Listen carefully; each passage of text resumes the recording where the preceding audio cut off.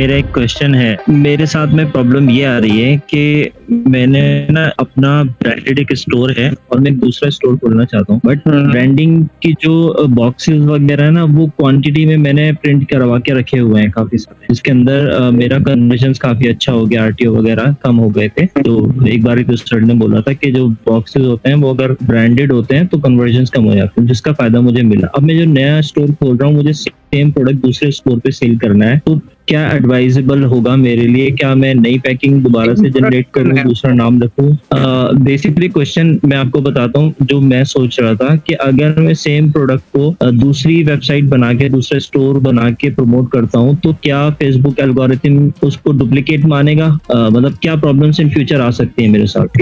अपने मेन जो पहले वाला स्टोर उसमें कोई दिक्कत आ रही है जब भी आप दूसरा स्टोर बना रहे हो, या कि मतलब ऐसे ही एक और स्टोर खोल के और दोनों पे सेल करते हैं? नहीं सर, ई-कॉम टावर में आने के लिए भी, और दूसरा उसको सपोर्ट करने, क्योंकि उसमें ना अक्सर किसी भी दिन है ना फेसबुक अपना पेमेंट इश्यूज को लेकर है ना ऐड रोक देता है, तो पूरे दिन कोई भी सेल नहीं आती है। तो मैं यही सोचा था कि अल्टरनेटिव स्टोर होना चाहिए जिससे के थ्रू हम चला सकें सारी। नहीं ये इसमें कोई दिक्कत नहीं आएगा। अगर आप एकदम प्योरली दूसरे स्टोर पे करोगे सेम प्रोडक्ट, तो आई थिंक मेरे हिसाब से तो कोई दिक्कत नहीं आनी चाहिए। और आप दूसरी चीज ये कर सकते हो, ये कॉग्रेटेड बॉक्स वाली एडवाइस में दूंगा कि आपने कुछ ऐसा एक, जैसे कि आपका जो मेन ब्रांड है उसी के अंडर कुछ ऐसा करके सोचो कि जो थोड़ा बहुत मैच करता हो समथिंग। और उसमें आप ये भी लिख सकते हो कि जैसे कि आपका मान लो कोई XYZ कंपनी का नाम है, तो आप लिख सकते हो AXYZ कंपनी। तो मतलब जैसे कि एक तरीके से सब ब्रांड की तरह वर्क करेगा या सब्सिडरी की तरह वर्क करेगा। तो आपका जो मेन वाला है जो कॉग्रेटेड बॉक्स, वो भी वेस्ट नहीं जाएंगे उसका अगेंस्ट। बेसिकली मैंने यही सोचा था, लेकिन क्या ये ऐसा नहीं होगा कि एल्गोरिथम को ये लगे कि ये डुप्लीकेट, किसी ब्रांड को डुप्लीकेट करके बेच रहा है? नहीं आई थिंक मेरे साथ, क्योंकि ये ऐसा केस मेरे साथ हुआ नहीं है। आई थिंक मैंने कभी सोचा नहीं, और वो भी अलग अलग नाम से बेचो। अगर बेचना हुआ तो एक ही पे कर सकता हूँ। मैं बताता हूँ, नहीं होता है ये सब प्रॉब्लम नहीं होते। एक प्रॉब्लम आ सकती है ब्रांड ऑथोराइजेशन। कभी पूछा तो फेसबुक मोस्टली कभी नहीं पूछा, मैंने कभी कोई देखा नहीं है। ये अमेजोन पे इश्यू आता था जब आप ब्रांडेड प्रोडक्ट सेल करते हो ना, तो ब्रांड ऑथोराइजेशन मांगता है।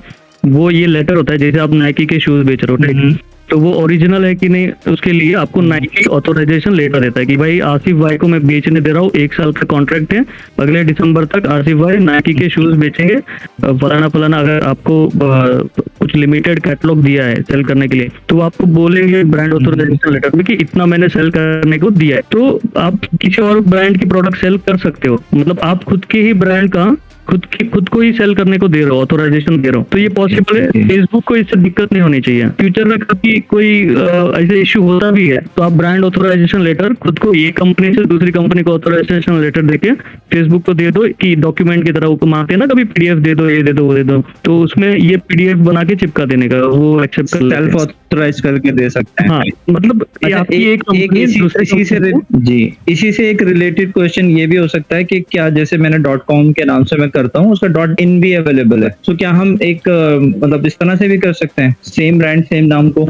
हाँ, कर सकते हो। फेसबुक को कोई भी प्रॉब्लम नहीं होनी चाहिए। ये होती है प्रॉब्लम जब आप काफी इंस्टाग्रामर्स होते हैं जो डुप्लीकेट नाइकी के, एडिडास के शूज बेचते हैं, उनको वो लोग बैन करते हैं। बट आप प्राइवेट ब्रांडेड 99% प्रॉब्लम नहीं होनी चाहिए। और अगर कभी पूछता भी है फेसबुक, तो आप खुद की एक कंपनी की ऑथोराइजेशन लेटर दूसरी कंपनी के नाम पे दे दो, एक फॉर्मेट उठा लो गूगल पे से, एक कंपनी का नाम ऊपर डाल दो, किस कंपनी को ऑथोराइजेशन दे रहे हो वो लिख लो, थप्पा मार के PDF निकाल के भेज लो, वो एक्सेप्ट कर लेंगे। ओके, बेसिकली ये क्वेश्चन अराइज इसलिए हुआ था क्योंकि मैंने बहुत एक बड़ा इन्वेस्टमेंट किया हुआ है पैकिंग मटेरियल के ऊपर। तो एक स्टोर से तो बढ़िया चल रहा है, बट वो दूसरे स्टोर में एज अ हेल्पिंग मैं चाह रहा था कि वो सारी चीजें ही इस्तेमाल हो जाए। और भी इसके रीजंस हैं।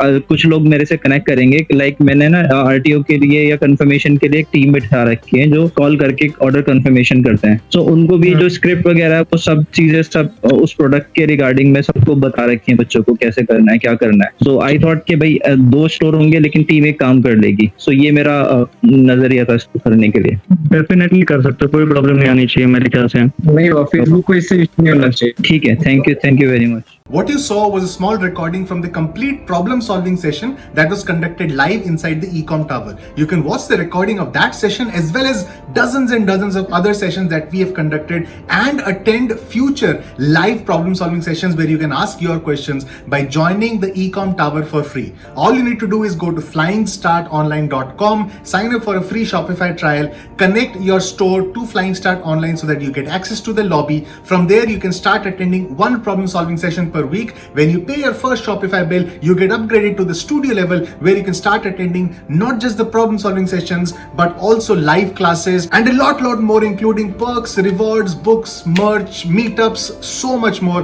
The Ecom Tower is waiting for you. I can't wait to see you inside.